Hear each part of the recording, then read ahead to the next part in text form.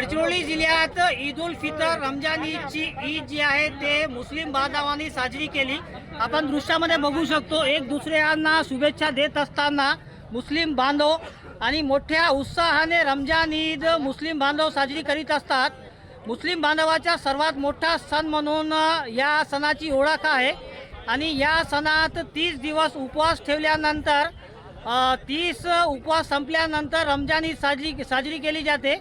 आपल्या सोबत येथील स्थानिक आणि नगर परिषदेचे उपाध्यक्ष आहेत। रमजान ईद बद्दल काय म्हणा?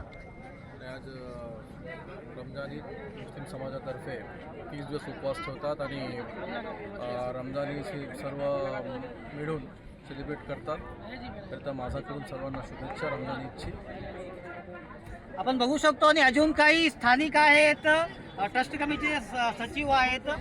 मोठ्या उत्साहात मुस्लिम बांधव हे सण साजरा करतात, काय म्हणतात? आज आमचं सुदैव आहे की या ठिकाणी पूर्ण मुस्लिम समाज एकत्र होऊन नमाज पठण केलं आणि सगळे एकमेकाला शुभेच्छा दिल्या आणि सर्वांना ईद उल फितरच्या आम्ही सुद्धा पूर्ण देशाला आणि समाज बांधवांना सुद्धा या ठिकाणी आम्ही शुभेच्छा देतो आणि पूर्ण देशामध्ये शांतता, सुव्यवस्था आणि सौहार्द आणि मित्रता कायम राहावी आणि या ईद निमित्त जसा गोडवा सगळ्यामध्ये या ठिकाणी कायम राहील अशी आम्ही ईश्वरचरणी प्रार्थना करतो आणि सर्व एकतेचं हे प्रतीक आहे असं आम्ही या ठिकाणी सर्वांना शुभेच्छा देतो। धन्यवाद। आपण बघू शकतो की मोठ्या उत्साहात ईद साजरी केली जाते। कशा प्रकारे ही ईद साजरी केली जाते आपण दृश्यामध्ये बघू शकतो।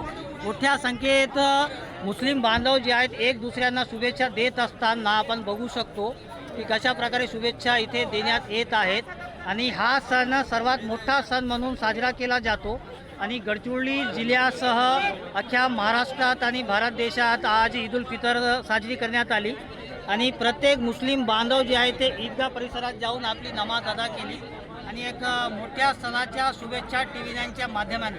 कॅमेरामॅन सोहेल पठाणसोबत मेमडी इरफान, TV9 गडचिरोली।